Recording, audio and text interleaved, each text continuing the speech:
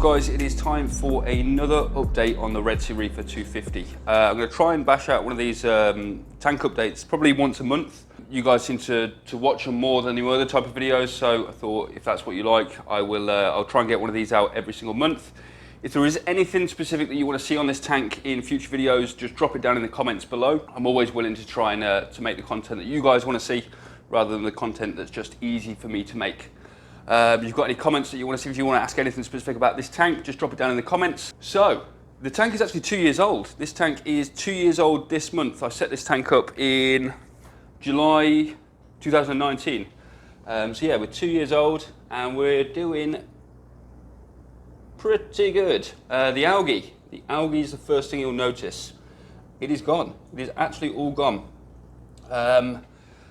I didn't do anything specific to get rid of the algae. All I did was scrub it off with that brush that you will see in my last update. Other than that, it is just fully pretty much disappeared by itself, which is great. I did move this digi. I don't know if you remember, I did have the digi over here. I've moved the digi more towards that side. I didn't really like the orange Setosa back there with the red digi in front of it, so I'm going to go with something maybe like a sunset millie for that spot. But I'm yet to find one. So yeah, back to the algae. The algae's gone.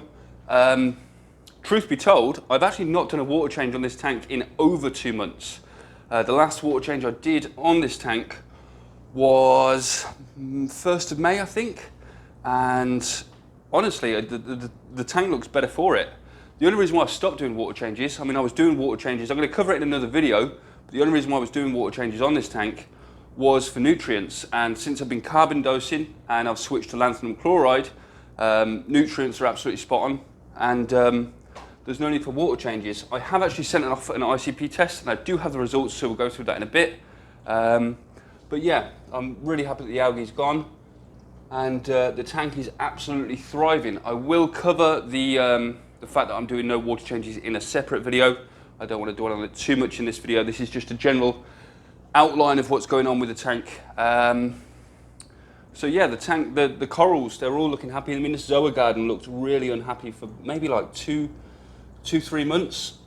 Same with the Zoas down here, they didn't look that great. And obviously everything is absolutely bouncing back, and I put it down to reducing nutrients in here. Currently, nitrates are a little bit higher than I want. They're at 15 parts per million. Phosphates with the lanthanum chloride, they've got down to 0.04. So they're bang on where I want them. I want to get nitrates down a little bit, possibly to between 5 and 10 parts per million. So I'm going to start redosing carbon dosing, because I did stop carbon dosing for a little bit whilst the nitrates were leveling out.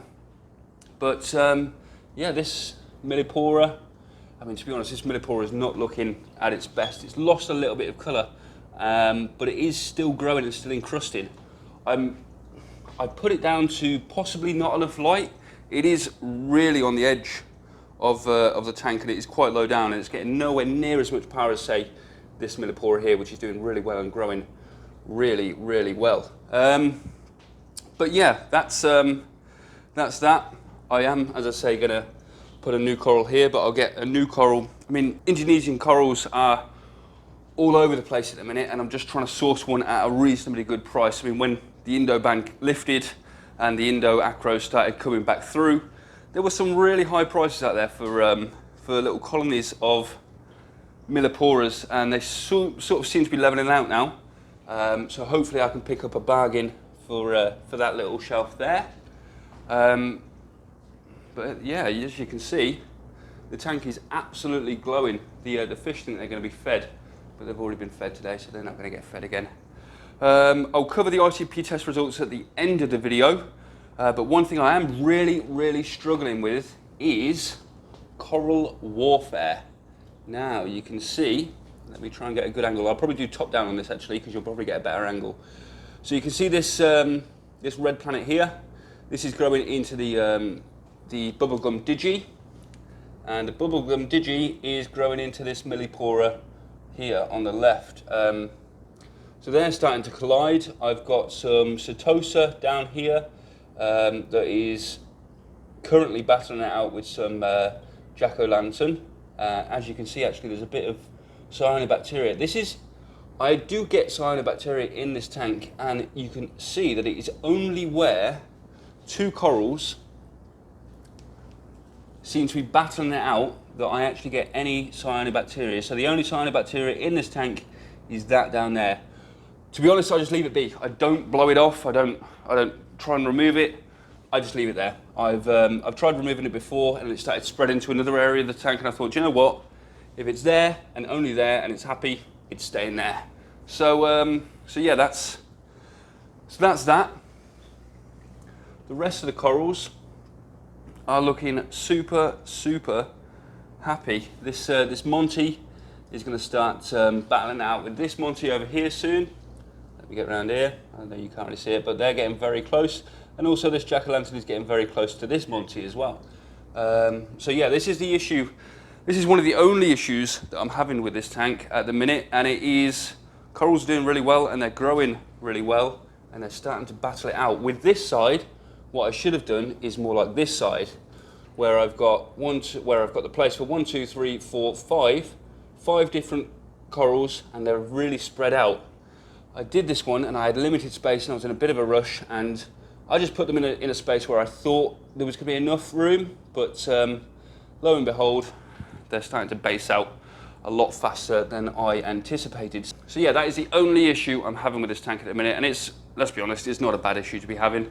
Corals growing too fast. But yeah, overall, super happy with the way the tank's going.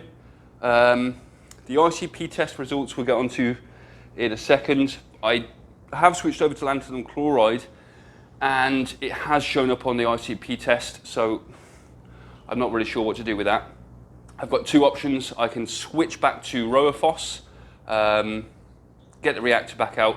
Although saying that, NIOS have actually brought out a new reactor, the NIOS Torque reactor, I think it's 2.0 or Gen 2 or something like that. And it looks like it wouldn't spill as much GFO over into the sump, so that could be an option.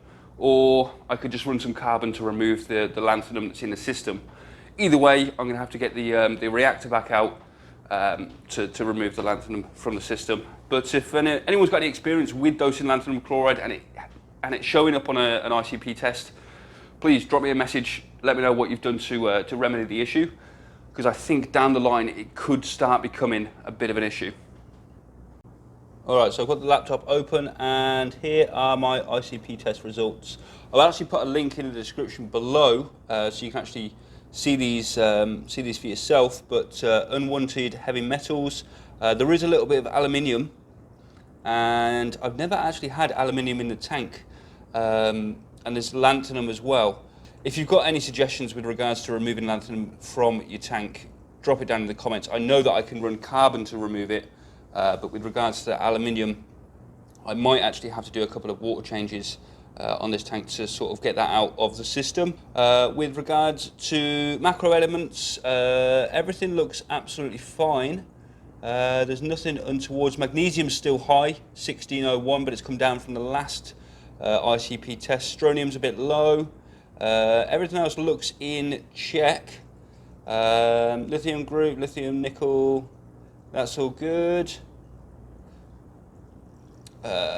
Iodine, I usually struggle with iodine, but it's absolutely bang on where it needs to be. So I'm quite happy with the iodine levels. And silicates, I always have silicates in my system. It's the RO water that I use. But yeah, silicates aren't an issue. I just get some crazy sponges growing in my tank. So I'm not too bothered about that. And phosphates, one good thing is the phosphorus ULR checker that I'm using from Hannah is absolutely bang on. I did the test the day I sent the results off to Triton, and it came through on the Hannah checker at 0.04. So I know that I can now trust my Hannah checker. I was waiting for these results to come back before I really knew I could trust that. So everything's bang on in this tank. I mean, the only issue I'm having is with the lanthanum in the system. It's obviously not ideal having lanthanum in the system, and long term I think it will do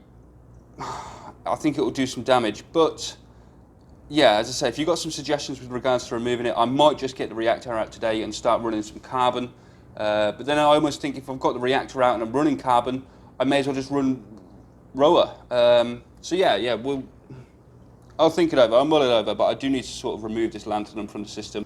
Everything else is absolutely bang on. I'm really happy with it.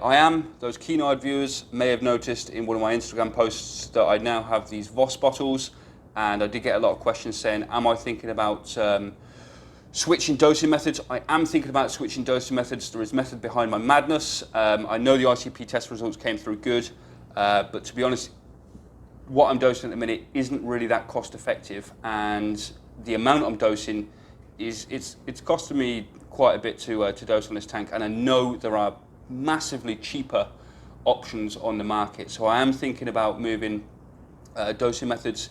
It is going to be a 4-part dosing method. I'm torn between 2 at the moment, but I'm going to do a separate video based on what I'm going to start dosing, and that'll be out in the next few weeks. I won't make the video until I've fully made the switch and I've made my decision, but I'll go through the reasoning behind it and explain the reasoning behind it. But there is a method to my madness. So overall, I am really happy with the way this tank is going, and really happy with the coloration and the growth rate that I'm getting out of these corals. I think that'll pretty much do it for this week's video. If you have enjoyed the content, please do like, please do subscribe. Hit the bell notification so you're not missing out on any of my content. And as I say, if you've got any suggestions as to what you want to see, or if you've got any questions about this tank, please just drop them in the comments. I do try and reply to each and every single comment that comes through. There is a couple that I do miss. I do apologise if I've missed one of your comments, but just drop me a comment below and I'll try and get that replied to. So we'll leave it there. Have a cracking week, guys, and I'll catch you next week.